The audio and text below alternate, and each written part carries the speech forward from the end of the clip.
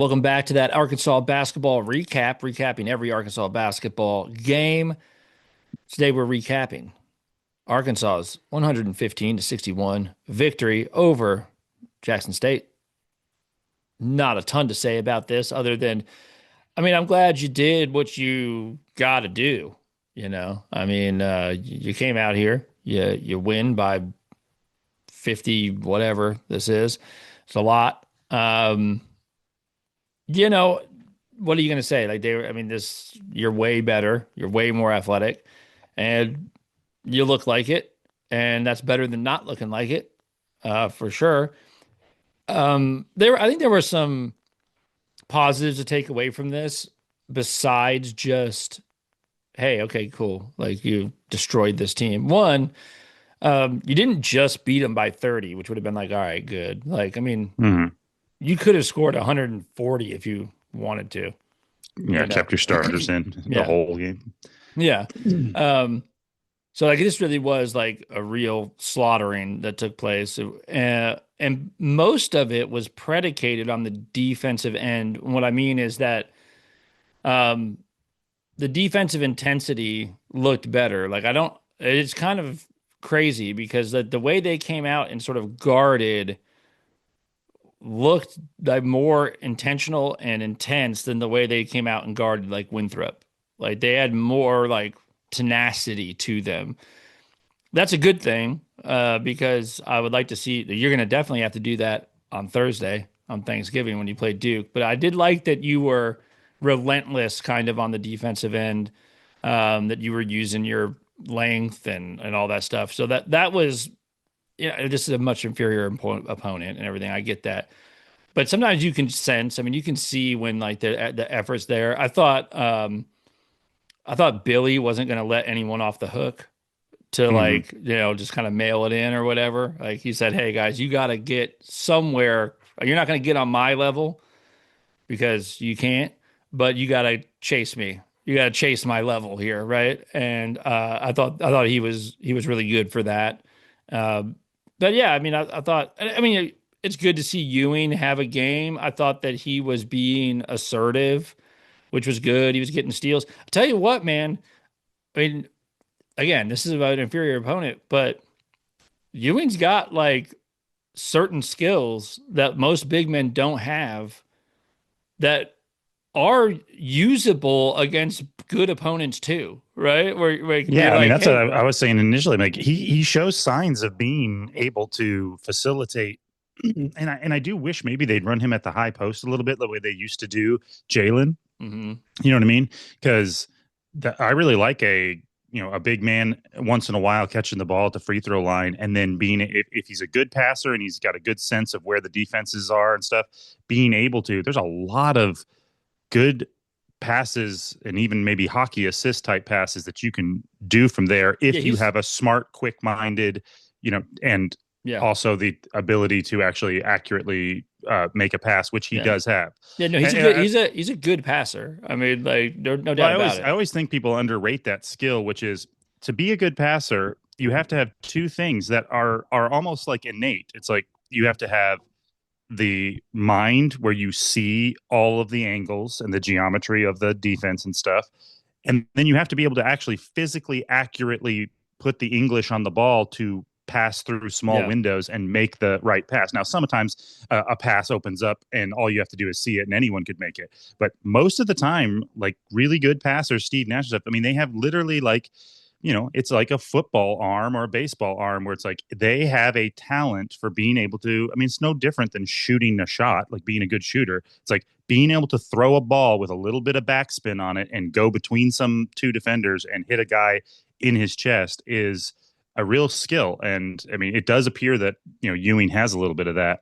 Um, yeah, as far as the whole thing, like, yeah, if I had my druthers, I would have rather played somebody like a little bit better because it appears that this team, obviously they're 0-5. And now, to be fair to them, they showed they've been traveling for all of these games and they've just been going around picking up bags of cash and playing, getting the crap kicked out of them Yeah, by dude, I kind of good felt that teams. what a rough way. I know for these kind of teams, their season, they're like, look, our season starts when we go into conference and Mm-hmm. we're going to try to be good there, but Yeah, man, these smaller Division I schools that got to go, you know, accept the check to go play.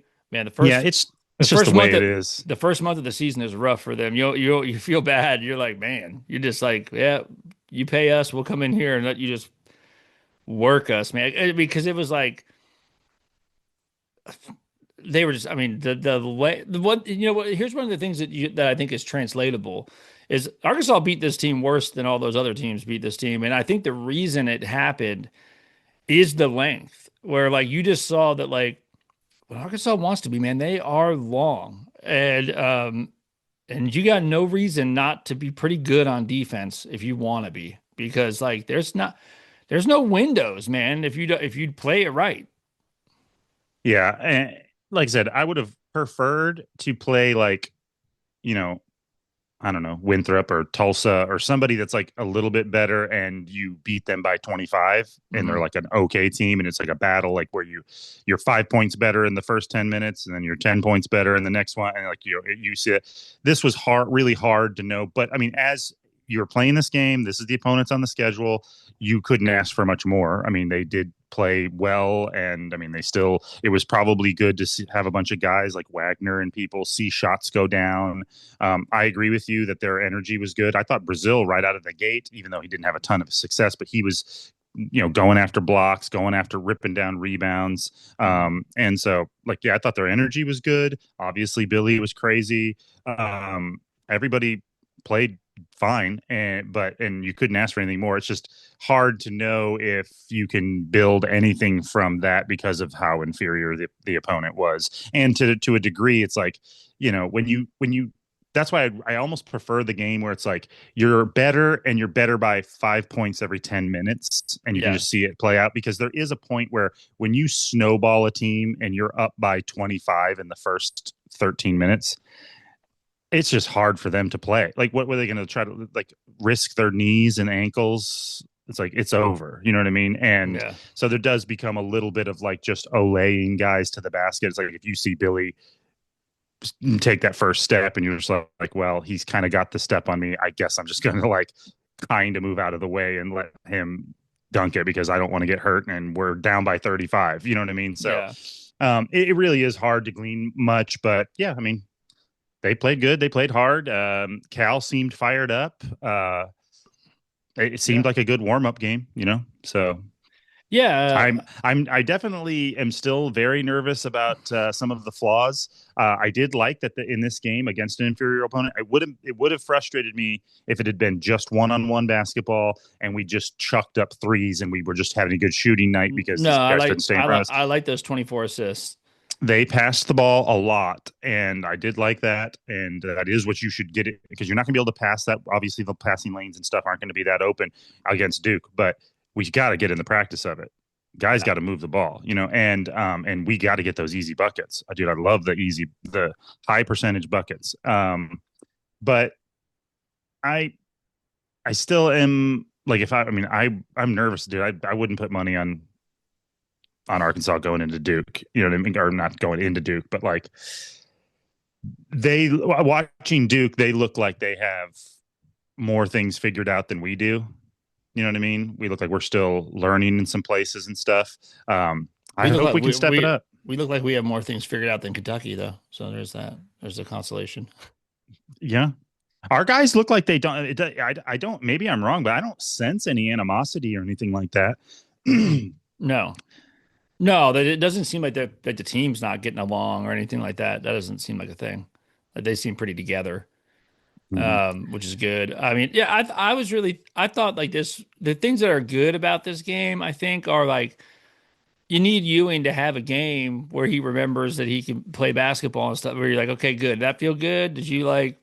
That was good, right? It's all right. Like, let's see if you can. You're not going to carry that exact thing over, but like, all right. Like, wasn't that better? Hey, man, bring that energy. Let's play hard, and then you can recapture some of that. Like that probably felt good out there. You had 21 points. That's kind of nice. Like, let's go try to do that again. And then for DJ too, because DJ's so unselfish. Um, and I think it's good. He had 16 points, but he was perfect. I mean, he was 6 of 6. He didn't miss every shot he took, he made.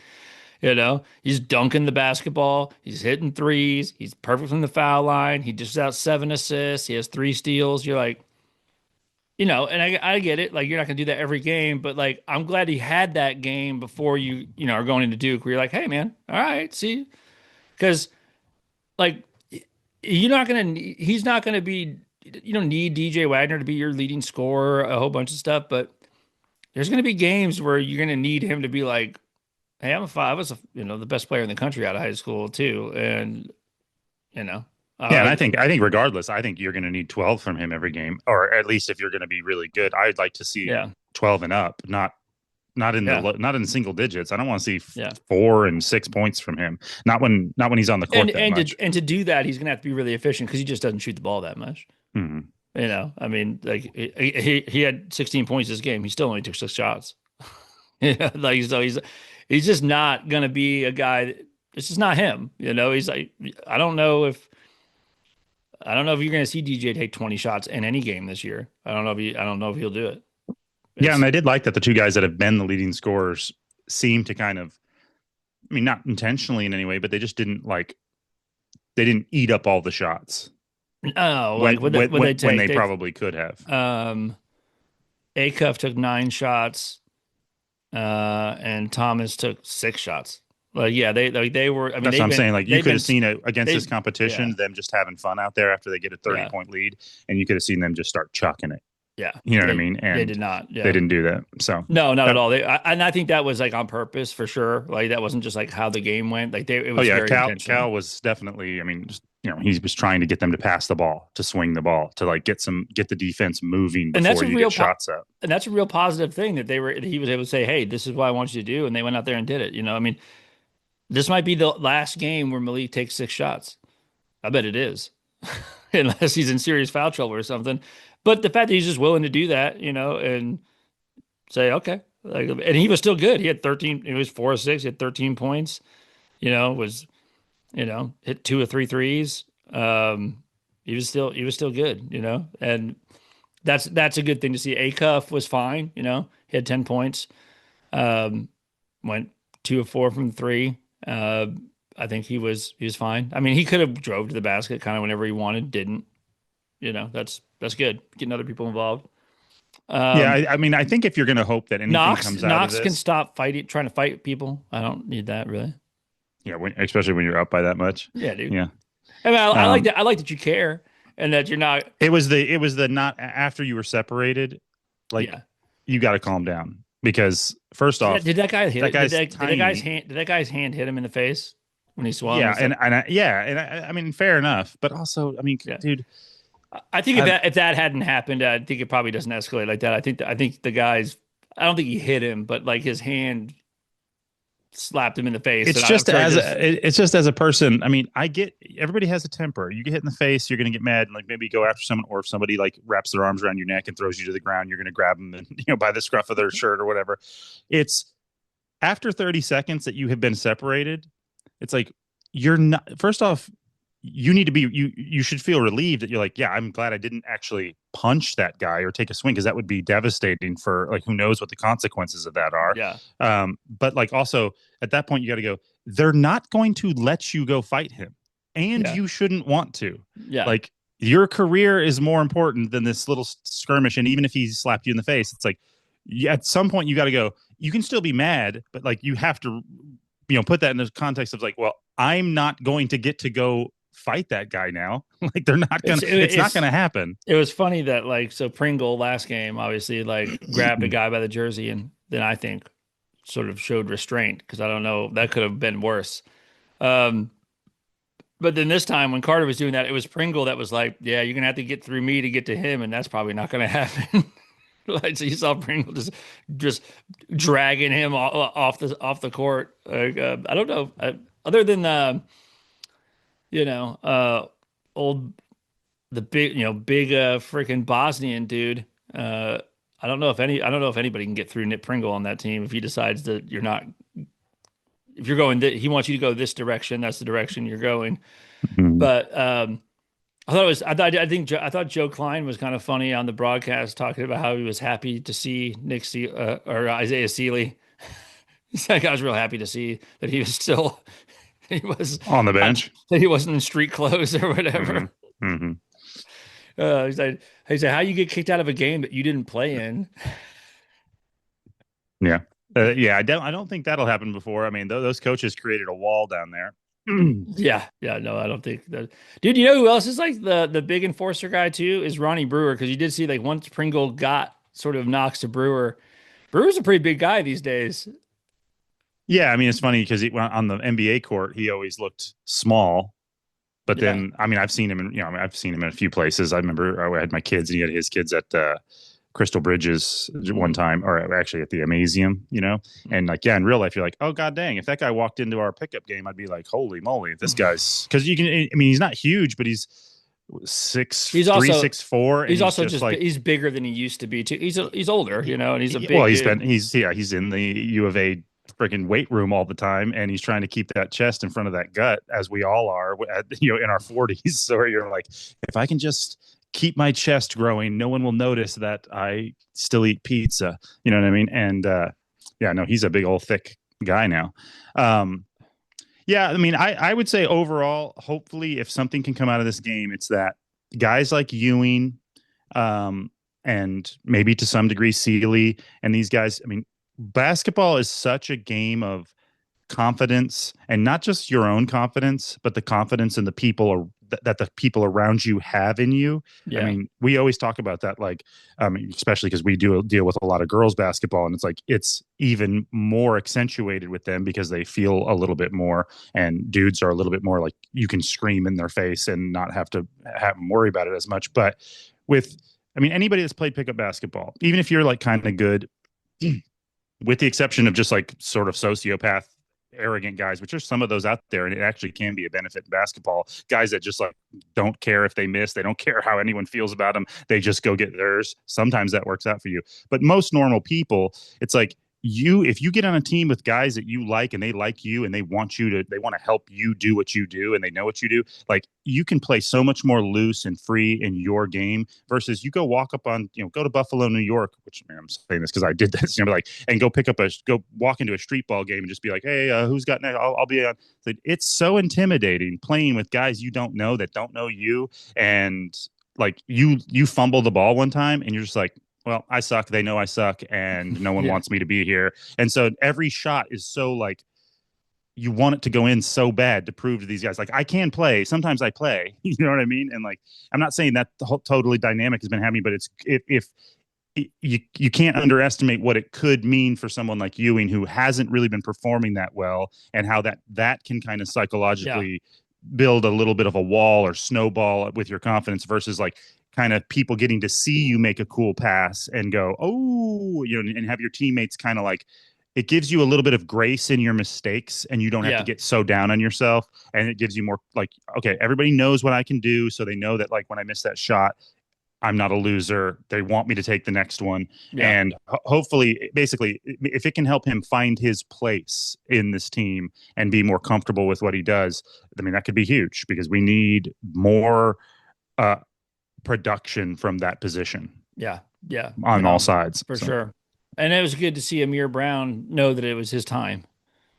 yeah. And he jacked up two of the worst shots ever, and nobody cared. But he was like, "I'm out here to get shots up. Like my job right now is he did the step back three, the step back mid range. Hey, he did make a free throw, so that was good.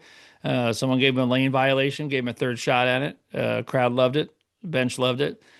But yeah, yeah, he lets some fly, dude, and they weren't good, but good for him. Maybe he's one of those guys. It's just like, I'm just going to shoot this no matter what. No, I Don't think he care. knew. I think he knew that No. my job right now is to. I Mm. need to. The whole point of me being out here is to try to get to score just once. So, They need to uh, all just set like a stack screen where they all screen in a row for him and just get him some open looks. yeah, he's a hard. I mean, looks are hard to come by for him. I mean, he's not a big guy. So that was good. And yeah, Elmer got in there, made a free throw. That's good. That's a big dude right there. I mean, I don't hate him getting some time on the court because, like I said, I mean, I hope we don't need him, but like I said, we're a little bit light at that spot, and all it's going to take is one bad knee or something like that, and Yeah. you might have to. Well, it's going to take one, even if it's like a 2 game injury, a high ankle sprain from Brazil or Yeah. Pringle. It's like, and then it's going to take a game where Ewing or whoever else is left gets 3 fouls in the first 14 minutes, and now it's like you're going to have to play that guy. Yeah. So I Yeah. mean, I'm hoping that doesn't happen, but I mean, you won't have to, but you might need to, depending on what the personnel on the other side of the ball is. Yeah. Because obviously Billy and those guys can play small versions of that, but not if the other team has like a freaking 7 footer. You know what I Yeah. mean? Yeah. So Yep. All right. Well, next all right, game is Thanksgiving night. And we'll probably record it that night, I imagine. dude, it's either going to be the best Thanksgiving night ever, or it's going to ruin my day. Well, at least it's at night. At least it's not like noon, and you're like, well, I'm gonna watch this game and now I have to be around my family and be like, hey, happy Thanksgiving. At least you can be all happy and all that stuff beforehand. And then I want to be thankful. I would love to be Duke thankful. Duke has enough to be thankful for. They don't need a win here. That's right. That's right. We need to do this, guys, on Thanksgiving. That would be great. That would be great.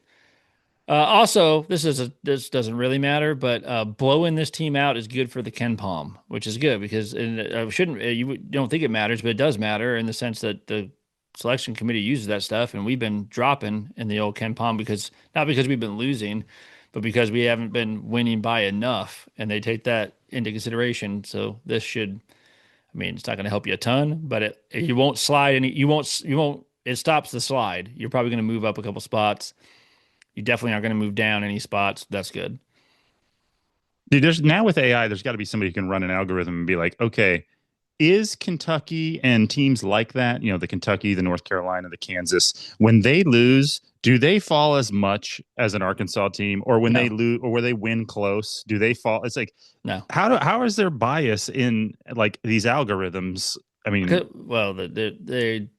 Well, Ken Palm is mostly, I mean, it's analytics, but it's also like done by people make the final decisions on that stuff. And yeah, but what there's I'm saying is, at this point, do we need people to make the final decisions? Can't we just stick to analytics so there's not this bias that humans bring to it, where or also bias or incentives depending on who's yeah, putting out the poll? But it's like they want these blue bloods in there, so they definitely don't drop. I mean, it's just clear that it's like we would like Kentucky to be in the top 25 if we absolutely could. yeah, So we will, even if it's like, well, we have to drop them out. We're not going to drop them out as far. So then if they win 2 games, we can put them back in. You know what I yeah, mean? yeah. Because if they're 27 and they win 2 games, we can bring them back into 19. Versus if they're 36, The it'll question take them. the question is the reverse is true too. Like, how much are you going to reward Michigan State? Because it seems like you should reward them a lot, Mhm. right? I mean, like, if you're not like, Yeah, I mean, I don't know. I don't really know the Michigan State rap. Like, I feel I consider them a blue blood at this point. I mean, I know that they probably, I don't know, does that fan base feel disrespected? They probably should, because I think Izzo's like top G, and I feel like they're always, it's like Gonzaga and yeah, Michigan State. I mean, Michigan State's better than Michigan. yeah, oh I yeah, mean, over the last 20 years, yeah. Michigan State has been better than Michigan, but I feel like Michigan is still more like desired by the pollsters and stuff or something. Yeah, it's because Michigan State doesn't play like sexy basketball, dude. Like they play fundamental, run the stuff, out rebound you. Like that's how they do it. Which tells you just that Tom Izzo's a good coach, dude. Like he doesn't get not that he doesn't get talented guys to come in there. He does, but he doesn't have the number one ranked recruiting class and stuff like that. He doesn't do It's weird that. because I have no love either way, but like I like Izzo and I've always like enjoyed watching them. But I guess I was sort of like a low key Michigan State fan of the program, but it actually comes from the football side because I always rooted for Michigan State against Michigan. Because on the football side, Michigan always Yeah, has been the big brother. And when Kirk Cousins was playing for Michigan State, I remember seeing interviews with him and just going, "Oh, that guy's cool." And I hope that he's just a nobody. And I hope, and they were good. And he ended up being a pretty good quarterback, honestly. yeah, yeah. So, all right, dude. Well, Yep. I got to All go right. take my son somewhere. So, All all right. Sounds good, man. I'll see you next time. right, see you guys. See you. Thanksgiving. Have a good Thanksgiving. Yeah, everyone have a good Thanksgiving. We'll see you that night.